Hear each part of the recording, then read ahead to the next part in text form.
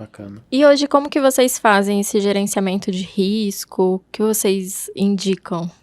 Olha, assim, vou ser bem sincera contigo. A gente olha muito pouco para beta de carteira, essas coisas. Vocês fazem balanceamento de carteira, Não não? fazemos balanceamento de carteira. A gente segue uma única regra. Está abaixo do preço teto, a gente compra. Está acima, para de comprar e olha se tem alguma outra abaixo do preço teto. O que é o preço teto, né? Obviamente que o dividendo não é a única métrica que nós olhamos. Existe toda uma diligência antes, uma análise para saber, bom, essa empresa é boa, esse dividendo é consistente e sustentável, qual é o business, enfim, conhecer a fundo a parte qualitativa, depois você vai para a parte quantitativa. E aí o dividendo é a última ponta. Quer dizer, é a decisão em que a gente diz o seguinte, bom, essa boa empresa é um bom investimento? Só vai ser um bom investimento para nós se ter um histórico recorrente de pagar 6% ao ano em dividendos, no mínimo. Né?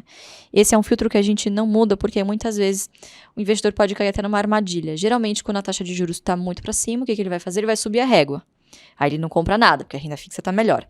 Aí quando a taxa de juros cai, o que ele vai fazer? Ele vai deixar a régua mais frouxa, porque 2%, eu vou aceitar então uma empresa que pague 3%. Tá bom. E aí o que acontece? Ele está comprando justamente uma empresa que muito provavelmente está cara, esse yield já está caro. Então a gente mantém esse patamar, esse parâmetro de 6%, lembrando que é uma métrica real, é que ao longo do tempo tende a corrigir a inflação. Né? Então, é bom você comparar com a taxa real de juros, não com a taxa Selic. Então, a gente usa esses 6% ao ano em dividendos, que é o nosso retorno mínimo esperado. E eu uso isso para fazer uma margem de segurança. Então, através desse 6%, o que eu faço? Geralmente, a gente pega ou a média histórica de dividendos, ou o dividendo que a gente está projetando para os próximos exercícios, divide por essa taxa esperada e você chega num preço teto. O que é o teto? É o máximo que você vai poder pagar por esse ativo em específico. Você está fazendo aqui 2 trabalhos muito interessantes. Primeiro, maximizando as suas chances de receber esse 6%. Não existe nada garantido na renda variável. Então, você maximiza a sua chance, né? Aumenta as suas chances de receber essa renda. Segundo, você se limita a um preço, a uma margem de segurança. Você não aceita pagar mais por este ativo, por mais que ele tenha ali bastante espaço até o valor justo.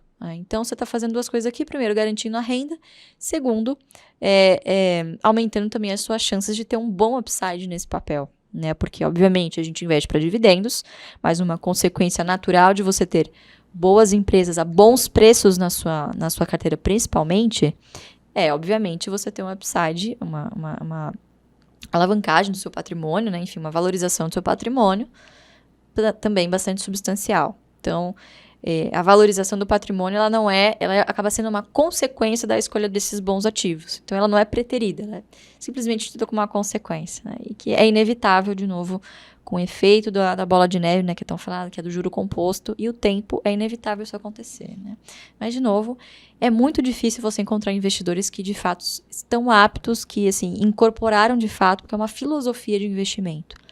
Por algum tempo, muito provavelmente, não é todo mundo que tem condições de investir 1 milhão, né? Ou muitas casas com zeros por mês. Né? Então, para o brasileiro, o investidor médio, por exemplo, o cara tem R$1.000 para investir em ações, né? Supondo que ele já tem uma reserva de emergência, já tem ali uma casa, né? Ou está num financiamento, enfim, tem ali uma outra reservinha para passear com a família, guardar um dinheiro mais de médio prazo, então, já é muito. Então, se esse cara tem R$1.000 por mês, poxa, vai comprando aos poucos, em 20 anos, e acredite, esse tempo vai passar, você vai querer ter investido, né? Então, não precisa você investir tudo que você tem de uma vez. Vá com parcimônia, com consistência, que aí você deixa o juro composto fazer o trabalho por você, né? E o tempo também é um fator crucial. Isso aí, o tempo vai passar, e se não passar é que você morreu, tá? Então... Verdade.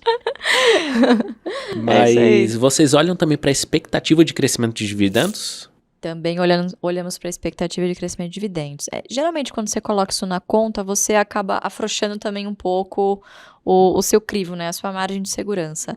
Então, a gente tende a ajustar o preço teto anualmente, conforme a nossa expectativa para dividendo no exercício seguinte. Então, geralmente, isso não entra na conta, mas, obviamente, a gente está sempre de olho em empresas que, consequentemente, vão conseguir melhorar a sua geração de fluxo de caixa e, obviamente, aumentar esses dividendos. Né? Então, isso aconteceu, por exemplo, com a BB Seguridade há cerca de 2 anos. Quando eu comecei a comprar para minha carteira. Pô, a seguradora não estava conseguindo pagar bons dividendos na época, teve que fazer um aumento de capital na Brasil, não lembro se foi na Brasil Prévia, na Brasil Cap, enfim, porque justamente o IGPM descolou muito do IPCA, e quando você tem esse descasamento no balanço, tem um descasamento entre passivo e ativo, e obviamente eles tiveram que aportar. A consequência disso sobrou menos caixa para você distribuir dividendo, mas era um negócio temporário. Você olhando para frente, você tinha, há 2 anos atrás, parecia impossível, a taxa de juros a 2%, mas tudo que chega lá embaixo, um dia vai ter que voltar a subir, isso aqui é Brasil, enfim. Então a gente falou, puta, seguradoras hoje não parece um bom negócio, mas é justamente em momentos como esse em que você consegue achar preços excelentes. E a empresa chegou Onde estão as oportunidades, R$18. R$18, assim, em 2 anos já bateu 32 outro dia. Então, assim, é muito fácil. Se você entende o que as empresas fazem, não tem que estar alheio à macroeconomia, mas você, pelo menos, basicamente entender como que os juros, como que o câmbio afetam os negócios. Você não precisa tentar ser o mago da economia e acertar para onde vai o câmbio, para onde vai mas ter uma certa noção de tendência, pelo menos. Né? Você chegou em 2%, a tendência é que suba, então, não que vá para negativo. Então, você ter uma noção básica do que as empresas fazem é extremamente importante para você tomar uma decisão também fundamentada, né? Então,